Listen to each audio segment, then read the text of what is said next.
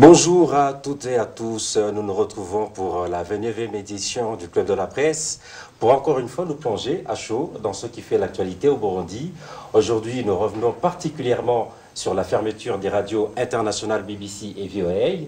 Le gouvernement burundais leur reproche d'avoir eu recours notamment à 2 personnes recherchées par la justice burundaise et qui sont sous mandat d'arrêt international. Mais les spécialistes du droit sont unanimes. Le pouvoir de Bujumbura a tort puisque les 2 personnes n'ont jamais été condamnées par un quelconque tribunal. Elles sont donc présumées innocentes jusqu'à preuve du contraire. Mais les reproches sont encore beaucoup plus nombreux puisque les 2 radios auraient violé les règles d'éthique et de déontologie, notamment par l'incitation à la haine ethnique, outrage à la réputation du chef de l'État ou encore déséquilibre de l'information et non vérification de l'information et j'en passe. Le deuxième sujet, c'est un phénomène qui réapparaît pendant la campagne référendaire, des policiers équipés de caméras. Or, de tristes souvenirs, des jeunes gens ont été tués pendant et après les manifestations pour avoir été identifiés sur des photos prises par des policiers. Nous sommes avec 2 invités, Innocent Mozi, directeur de la radio, de la télé Renaissance, et président également de l'Observatoire de la presse burundaise. Bonjour et bienvenue. Bonjour Franck. Nous sommes également avec Patrick Mitavaro. Vous êtes journaliste à la radio Inzamba Agateka Kawe. Bonjour et bienvenue également. Bonjour, merci Franck de m'avoir invité. Mozi, nous allons directement sur les faits. Vous avez entendu les griefs qui ont été portés sur les 2 radios BBC et VOA qui ont été fermées par le gouvernement burundais. Trop de griefs, hein, n'est-ce pas?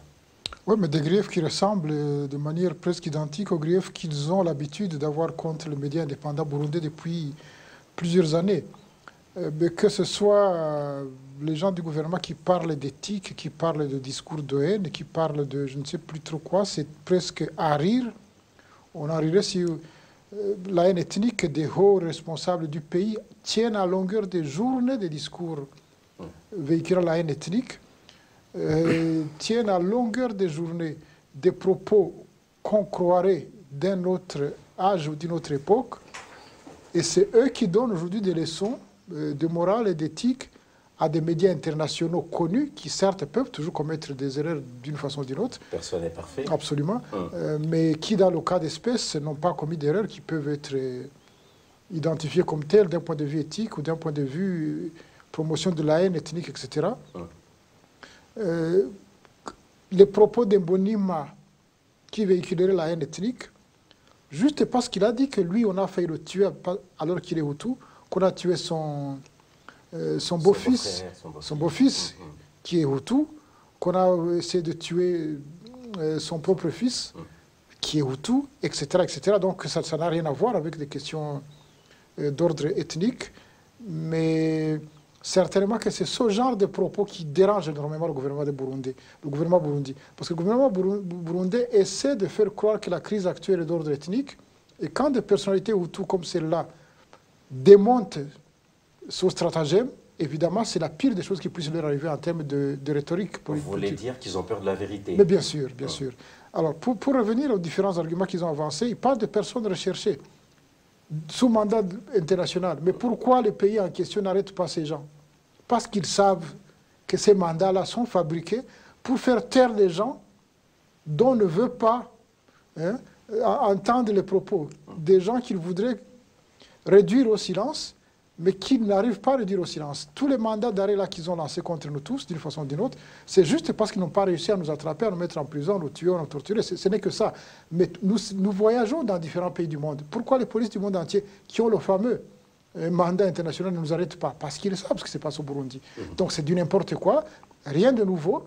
Ils essaient de réduire au silence ces différents médias parce que c'est devenu le seul recours peut-être pour les Burundais aujourd'hui, après qu'ils aient fait taire les médias audiovisuels burundais indépendants.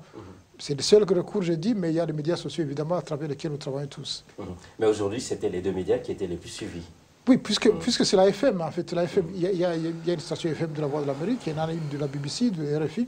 Donc les gens peuvent massivement des plus humbles aux plus aisés peuvent suivre ces médias-là. Tandis que ce que nous faisons passer par les médias sociaux, il faut avoir accès à Internet, il faut avoir un certain pouvoir d'achat. Donc c'est ça la différence. Nous reviendrons sur certains aspects certainement. Patrick, c'est le CNC qui a pris la décision de suspendre, ou plutôt de fermer, pratiquement les deux radios pendant 6 mois. Or, on sait qu'avant cela, il y a eu beaucoup de communiqués, beaucoup de choses qui ont été dites par le gouvernement sur les deux radios particulièrement. Est-ce que vous pensez que la décision du CNC était vraiment indépendante, étant donné que l'injonction est d'abord venue du porte-parole du gouvernement? Oui. Effectivement, quand on observe les procédures qui ont été suivies pour fermer ces deux radios, ça traduit effectivement que le CNC n'est pas vraiment indépendant. Bien que ce soit un organe, un conseil constitutionnel, il n'est pas vraiment libre de travailler. Et Karim Garamazani a fermé les deux radios sur ordre du gouvernement, du porte-parole du gouvernement. Et ça nous a surpris, mais d'une autre part, ça ne nous a pas du tout surpris, les deux à la fois, parce que il n'y a pas un organe qui est libre aujourd'hui au Burundi. Tout est sous l'emprise du pouvoir. Et on dit que Kiveno et son chien l'accusent de rage. Si on voit le contenu de ces communiqués dont nous venons de parler, les communiqués qui accusent effectivement les deux radios d'avoir diffusé, d'avoir outrepassé les règles professionnelles du métier, ça nous a beaucoup surpris. Quand le gouvernement, le porte-parole du gouvernement parle de Mbonimpa en tant que quelqu'un qui s'est fait passer pour un défenseur des droits de l'homme, on s'est dit, mais qui est cet homme qui se fait passer pour un défenseur de l'homme? Et quand on a vu que c'était Mbonimpa, ben Tout le monde était surpris. Ben on a dit, ah, ça doit provenir du gouvernement, depuis on a dit ça. Parce qu'il ne veut pas que ces gens-là, les gens comme Mbonimpa, les gens comme les défenseurs des droits de l'homme, puissent avoir à moi dire sur ce qui se passe au Burundi. Ils ont dressé toute une liste des gens de la société civile, des opposants, des médias, des journalistes, des gens en qui il veut tout le malheur du monde. Donc, je ne sais pas s'il y aura une seule radio, un seul média qui n'accordera pas la parole à ces défenseurs des droits humains, à ces journalistes, c'est pas moi, à ces opposants burundais qui sont sur cette liste, cette fameuse liste des putschistes. Ce sont des gens très très importants pour le Burundi. Et donc vous pensez que maintenant les mêmes radios ne vont pas réfléchir à deux fois avant de redonner encore la parole, notamment à des gens comme Mbonimpa? C'est là où je dis que les médias qui veulent travailler professionnellement doivent accorder la parole à ces gens. Si aujourd'hui on a coupé les deux radios et qu'on veut les ramener à l'ordre, après 6 mois, est-ce que la BBC n'accordera pas la parole à ces gens? Mieux vaut... Vous savez, écoute, qu'ils essaient de réduire au silence Mbonimpa, ce n'est que normal, ils l'ont déjà tué.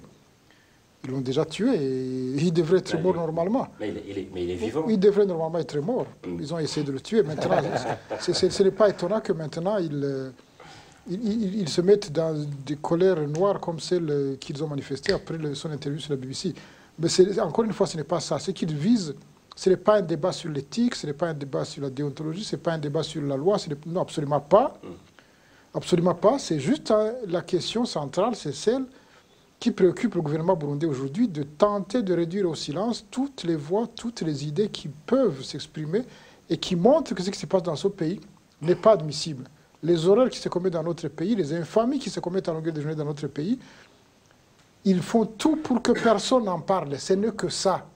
Maintenant, la question que soulève mon collègue, c'est que Est-ce que demain, la BBC, la Voix de l'Amérique, s'ils sont réautorisés, vont se soumettre aux conditions du gouvernement? On verra. S'ils se soumettent à ces conditions, c'est eux qui paieront les pots cassés après. Oui, de toute façon... Ça leur retombera sur la gueule. On a vu notamment hier l'un des patrons de la BBC qui a été invité par la Chambre des sénateurs. Non, de la Voix de l'Amérique plutôt. Oui, plutôt de la Voix de l'Amérique, qui a été invité par la Chambre américaine des sénateurs et qui a parlé du fait qu'ils vont négocier avec le gouvernement, mais tout en respectant naturellement leur ligne éditoriale et en restant professionnels. Est-ce que vous pensez que cela va peut-être les amener à changer la manière dont ils travaillaient auparavant? C'est la grande question qui est posée moi aussi. Est-ce que, effectivement, je ne vois pas BBC, je ne vois pas la Voix d'Amérique en train de se soumettre sur cette volonté du pouvoir de Pierre Nkurunziza. Parce que, effectivement, est-ce qu'ils vont se censurer jusqu'à accepter de se réduire et même au silence? Des radios aussi professionnelles que la BBC, que la Voix d'Amérique. Moi, écoutez, effectivement, comme Moïse l'a dit, ils en seront comptables. Ils en seront comptables. Vous savez, le pouvoir de Bujumbura partira un jour ou l'autre. Tôt ou tard, ils partiront. Mais les Burundais seront là. Donc ça dépend. Si vous posez vos actes en fonction de ce pouvoir-là, ou si vous les posez en fonction du Burundi et des Barundi et des principes universels, c'est tout. C'est aussi simple que ça. Vous parlez de principes universels. On revient sur des aspects spécifiques, notamment le grand reproche que fait le gouvernement burundais sur la BBC, c'est d'avoir eu un invité, à la personne de Monima, qui a évoqué des noms, certains noms, et le gouvernement burundais dit qu'il aurait fallu encore une fois appeler ceux qui ont été invoqués par l'invité de la BBC. Est-ce que vous pensez que c'est comme ça que les médias devraient procéder? Vous savez, l'émission, c'est l'invité. Si c'est un invité, c'est un invité. Maintenant, ce que dira l'invité sera certainement unilatéral. Il donnera ses opinions, sa façon de voir les choses. Il va mettre en cause des personnalités du gouvernement, parce que si vous allez au gouvernement, il ne faut pas après aller pleurer comme quoi on vous a mis en cause. Hein. Si vous ne voulez pas être remis en cause par des citoyens ou d'autres personnes, n'allez pas au gouvernement. Mais si vous êtes au gouvernement, vous devez rendre des comptes. Les gens vous demandent des comptes. Maintenant, il faut plutôt rendre ces comptes-là. Si la BBC a refusé de donner un droit de réponse à des gens du gouvernement sur ce cas de Monima, là, il y a un problème. Mais si ce n'est pas le cas, il n'y a pas de problème. C'est ce que ne dit pas justement le communiqué, ou plutôt le texte qui sanctionne les deux radios. Mais si vraiment la BBC a demandé un droit de réponse et que cela lui a été refusé, le gouvernement aurait raison au moins sur ce point-là. Je disais, il faut qu'on va être spécifique. La VOA, on lui reproche d'avoir recruté un journaliste au nom de Patrick Douimana, qui est sous mandat d'arrêt international. Or, c'est connu. Aucun tribunal ne l'a jamais condamné. Vous pensez que le Burundi a tort ou ils ont raison? Il a vraiment tort. Il a vraiment tort de prendre comme prétexte un journaliste qui a été recruté alors qu'il a la présomption d'innocence. C'est vrai, la justice a beau chercher à le condamner avant même qu'il... Mais il est poursuivi par la justice, certes. Mais... comme tout le monde. Mais il garde la présomption d'innocence. Pourquoi aujourd'hui il fallait être quand même une seule raison de fermer la Voix de l'Amérique? Il y a aussi une autre raison que la Voix de l'Amérique émette via les ondes de la Bonesha FM, les fréquences de la Bonesha FM, une radio qui a été fermée. Mais ce n'est pas vrai. Il y a le directeur de la région Afrique, devant la Chambre des sénateurs, a carrément refusé que ça n'a pas été le cas. Et donc ce sont deux raisons qui ne tiennent pas debout. Alors je crois que le pouvoir de Nkurunziza n'a pas du tout raison à ce point. Pensez-vous qu'ils le font par ignorance? Non, ce n'est pas par ignorance. Il y a des raisons à eux. Peut-être qu'ils veulent que ces deux radios ne travaillent pas sur les sujets du jour. La campagne dans laquelle se trouve le gouvernement, le pouvoir de Nkurunziza, pour se reconduire dans des énièmes mandats, ils ont des raisons, mais qui ne sont pas celles qu'on a vues dans les communiqués, qu'on a entendues dans les communiqués. Mais ces raisons, ce sont ces raisons il ne veut pas que ces radios parlent, traitent de ces sujets-là. Mais je ne crois pas que ça va finir effectivement par cette campagne de référendaire, parce que même plus tard, il y a ces radios, ils continueront à travailler sur les cas d'abus et de violence et de tous les mots que le pouvoir de Nkurunziza est en train d'infliger à la population burundaise. Ils continueront à traiter sur ces sujets-là. Est-ce que les deux radios pourront, au terme de 6 mois, travailler professionnellement? C'est ce qu'on va voir. Vous savez, à propos du mandat, encore une fois, ce mandat-là, la trentaine de gens qui sont sur ce mandat-là circulent à travers le monde. Pourquoi à travers le monde ce mandat-là n'est pas pris au sérieux? Parce que tout le monde sait que ce n'est pas sérieux. Que le seul délit que nous commettons tous, ceux qui sont sur ce mandat que nous avons commis, c'est un délit d'opinion. Et ça n'existe pas dans un pays civilisé démocratique. Ça n'existe que chez nos amis jumeaux de Idi Amin Dada qui gouvernent le Burundi aujourd'hui. Maintenant, c'est le cas de Patrick, c'est le cas de beaucoup d'entre nous dans cette histoire-là. En fait, il y a une raison structurelle et une raison ponctuelle à cette décision contre la BBC, la Voix de l'Amérique, la mise en garde contre RFI, la mise en garde contre d'autres médias. La raison ponctuelle, c'est le référendum actuel, effectivement. Il y a le référendum, il y aura des manifestations de l'opposition qui n'osent plus manifester, il y aura des discours de ces gens qui n'ont plus accès à la parole aussi facilement que ça. Comme c'est une période de campagne et que c'est autorisé, physiquement, machin, ils se sont dit, mais si ces gens-là, pendant 2 semaines, disent ce qu'ils ont à dire, dans ce petit espace que donne la BBC et la Voix de l'Amérique en langue nationale, ça peut nous poser des gros problèmes. Ça, c'est la raison réelle, ponctuelle, de la fermeture de ces radios-là. La raison structurelle, c'est celle qui est inhérente au régime actuel, qui ne veut pas que des opinions différentes de la sienne, qui ne veut pas que les enlèvements, les emprisonnements, les tortures, les exécutions extrajudiciaires, les viols, etc., tous ces abus-là qu'ils commettent, soient portés à la connaissance du public. Donc, c'est vraiment les 2 raisons, fondamentalement. On peut perdre notre temps à parler de chacun des arguments qu'ils ont avancés, mais ce n'est pas ça les raisons. Les raisons, ce sont ces 2-là, à mon avis, la ponctuelle par rapport au référendum, la structure qui est inhérente à ce régime-là. Vous venez de parler de la mise en garde, notamment sur les radios comme la RFI, la radio Sanganiro, etc.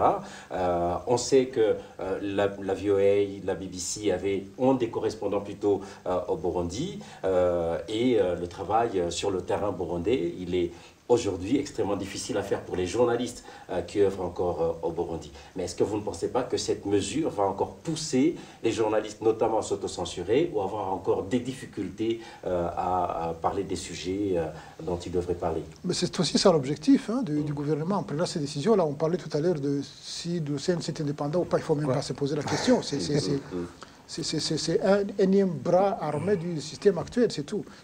Maintenant, ce genre de décision, c'est une façon de rajouter de la pression sur le peu d'espace qui existe encore. Évidemment, les gens vont, s'il y a encore de l'espace, mais c'est vraiment une façon de leur mettre la pression. Et les journalistes qui sont là-bas, celui qui travaille dans ces conditions-là, doivent être parfaitement conscients des conditions dans lesquelles ils travaillent et faire en sorte qu'ils puissent, s'ils prennent des risques, que ce soit des risques conscients et assumés, en sachant très bien qu'est-ce qui peut lui arriver. S'il décide de ne pas les prendre, il ne faut pas le blâmer. Ce n'est pas les gens qui travaillent dans ce contexte qu'il faut blâmer, c'est ceux qui créent ce contexte-là qu'il faut blâmer, le gouvernement burundais. Patrick, de la même question pour les journalistes. Est-ce que vous pensez que le minimum de courage qu'ils avaient pour rapporter les informations sur le terrain burundais, vous pensez qu'ils vont avoir le même courage ou ça va impacter sur leur manière de travailler? Les journalistes qui sont là sont des journalistes avec qui on a collaboré longuement. Ce sont des professionnels, mais on ne va pas leur demander l'impossible. Parce qu'un bon journaliste, c'est celui qui est vivant. C'est clair. Aujourd'hui, ils ont leur marge de manœuvre. Ils peuvent chercher à travailler sur un terrain qui est miné et s'adapter à ce terrain-là. Et c'est ce qu'on leur demande. Il ne faut pas qu'ils, comme Mozi l'a dit, il faut connaître les sujets traités et la manière de les traiter. L'autocensure, c'est vraiment autorisé. bien que le pouvoir... L'autocensure, bien sûr. C'est auto-autorisé. Par exemple, vous n'allez pas traiter des sujets qui vont vous causer des problèmes. Ouais. Juste une petite nuance. Un bon journaliste est un journaliste vivant, mais les journalistes qui sont morts en faisant leur travail ne sont pas de mauvais journalistes non plus, c'est d'accord des héros en plus. Voilà, merci beaucoup pour ces précisions. Donc, ni l'un ni l'autre n'avait tort. Hein. Ouais. Nous passons au deuxième sujet pour parler de ces caméras qui sont posées assez discrètement, l'on pourrait dire, sur les uniformes des policiers qui vont assurer la sécurité de la campagne référendaire, non pas peut-être de la manière aussi ostentatoire qu'à l'époque des manifestations où les policiers filmaient au su de tout le monde sans que les manifestants connaissent effectivement l'objectif de cela. Mais on a vu que par la suite, pendant et même après les manifestations, des manifestants ont été identifiés sur les photos et ont été tués par la suite. Patrick, quel pourrait être le sens de ces caméras qui sont presque cachées sur les uniformes de ces policiers? Et franchement, de par l'histoire très récente, ces caméras-là n'augure pas rien de bon pour ces gens qui sont en train de battre campagne. Parce que pourquoi ce sont des caméras qui surveillent surtout les opposants. Dans l'histoire, vous l'avez bien dit, avec les manifestants contre le troisième mandat d'Nkurunziza, il y a eu des policiers qui prenaient des vidéos, des images. Hein. Franchement, c'était autorisé, c'était des policiers qui étaient au service, de la communication de la police nationale. Et donc, c'est leur droit. C'est leur droit, c'est leur droit. Mais malheureusement, on ne savait pas quelle serait la finalité de ces vidéos-là. C'est par après qu'on s'est rendu compte que ces images qui ont été prises par ces policiers, qui ont été utilisées pour sélectionner les manifestants qui étaient devant, pour les tuer, pour les torturer, pour les infliger des maux qu'on a vus, des bavures qu'on n'a jamais vues dans l'histoire du Burundi. Franchement, ça a été très horrible. Et à la longue, aujourd'hui, ces images, ces vidéos qui sont en train d'être prises n'augurent rien de bon pour ces gens-là. Innocent, on a entendu notamment les gens de la coalition Amizero Burundi, qui sont de l'opposition, dire qu'ils craignent pour leur vie, étant donné ce qu'ils connaissent justement, les antécédents par rapport à ces caméras qui prennent des images. Même avant les caméras, ils sont enlevés, ils sont torturés, ils sont tués, avant que ces caméras ne viennent. Le service des renseignements et autres structures administratives du pays identifient les gens qui sont à exécuter, à emprisonner, etc. Maintenant, ils rajoutent ces caméras. Ce n'est pas si discret que ça, hein, c'est juste la technologie qui a évolué. Plutôt que de se trimballer avec quelques kilos sur l'épaule, ils posent juste un truc sur l'uniforme et ils filment tout ce qu'ils veulent filmer. Mais ce n'est certainement pas pour aller faire de l'information interne. C'est pour identifier les gens qui seront tués demain. Et ce n'est pas de la théorie. Aujourd'hui encore, nous avons beaucoup d'images que nous avons prises durant les manifestations. Mais nous ne les utilisons plus jamais, même quand nous faisons un dossier. Parce que nous nous disons, si on les met en circulation, ça va exposer les gens. Ils sont là pour identifier les gens qui vont aller tuer demain, qui vont enlever demain. Donc c'est la technologie qui évolue, mais ils évoluent dans la technologie pour tuer, pour faire du mal et pas pour faire avancer les libertés ou faire progresser la société. C'est vraiment terrible ce qui nous arrive. Il vient de parler du fait que ce ne sont pas ces caméras-là qui vont faire que le pire arrive, puisqu'il leur déjà arrive de disparaître, qu'ils se fassent disparaître ou se fassent tuer, etc., etc. Et on a appris dans ces derniers jours que les Imbonerakure, notamment, attendent des manifestants, enfin des gens qui vont participer dans cette campagne. Ils les attendent, ils les torturent par la suite, etc., etc. Est-ce que vous ne pensez pas qu'aujourd'hui, les choses peuvent déraper, étant donné que peut-être certains gens ne vont pas se laisser faire? Ouais, aujourd'hui, c'est que si les gens de l'opposition sont ensemble aujourd'hui en train de battre campagne, c'est qu'ils ont quelque part une force, ils sont soudés. C'est demain, quand chacun sera dans son coin, qu'il aura quand même des problèmes. Aujourd'hui, les Imbonerakure, même s'ils agissent contre une masse de gens. Ils essaient de les bloquer la route, de les barrer la route pour qu'ils n'aillent pas dans des campagnes alors qu'ils sont autorisés à y aller. Vous vous rendez compte? Une campagne qui a été convoquée par le président, qui a été convoquée par la CENI, mais dont les Imbonerakure s'interposent. C'est vraiment inexplicable, incompréhensible même. Pourquoi ces Imbonerakure ne sont pas écartés, ne sont pas mis hors d'état de nuire dans une campagne qui a été officiellement convoquée par le président lui-même? Vous vous rendez compte? Parfois je me dis, mais qu'est-ce qui se passe dans notre pays? Après, c'est demain où on va avoir des problèmes. Ces Imbonerakure vont traquer un à un. Mais qu'est-ce que vous ne comprenez pas? Les Imbonerakure sont au service du président de la République, au service du gouvernement, au service du système de répression. Donc c'est normal que les Imbonerakure bloquent les routes parce qu'ils savent qu'ils ont la bénédiction du sommet de l'État. Autrement, ils ne le feraient pas. Ça fait des années. Alors explique-moi cette stratagème. Ça fait des années qu'ils tuent. Cette stratagème de convoquer ça c'est sauver les apparences. C'est sauver les apparences. Mais ils enlèvent, ils tuent, ils torturent, ils violent, ils rackettent. Ils tuent des policiers, ils tuent des militaires, ils frappent des parlementaires. Mais...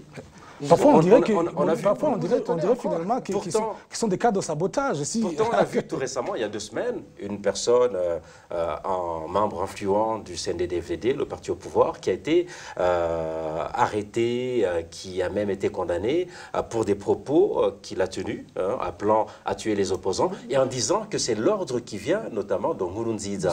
Mais il a été arrêté. Est-ce que vous ne pensez pas que ce geste peut peut-être amener les uns, notamment les Imbonerakure, à réfléchir avant de ils savent très bien qu'il sera relâché. Ils vont créer une circonstance pour le relâcher. C'est que M. Melchiade a dit, beaucoup d'autres le disaient régulièrement à travers le pays. Des vidéos existent, circulent régulièrement. Mais c'est des gens qui sont un peu moins connus que lui. Et lui, il a dit que ça venait d'en haut publiquement. Il est connu, c'est un ancien chef de cabinet adjoint, c'est un ancien très haut cadre que nous connaissons tous.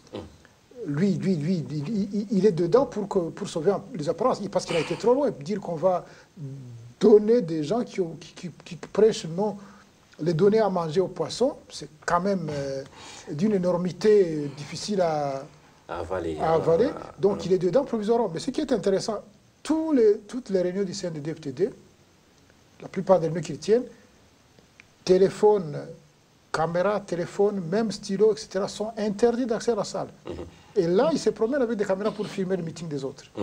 Le temps nous presse et donc nous contraint à nous arrêter là. C'est donc la fin de cette 29e édition du Club de la Presse. Merci à nos invités, Patrick Mitavaro, Innocent Mozi. Merci encore une fois. Merci. À toutes, à tous. On vous donne rendez-vous la semaine prochaine pour un nouveau rendez-vous du Club de la Presse.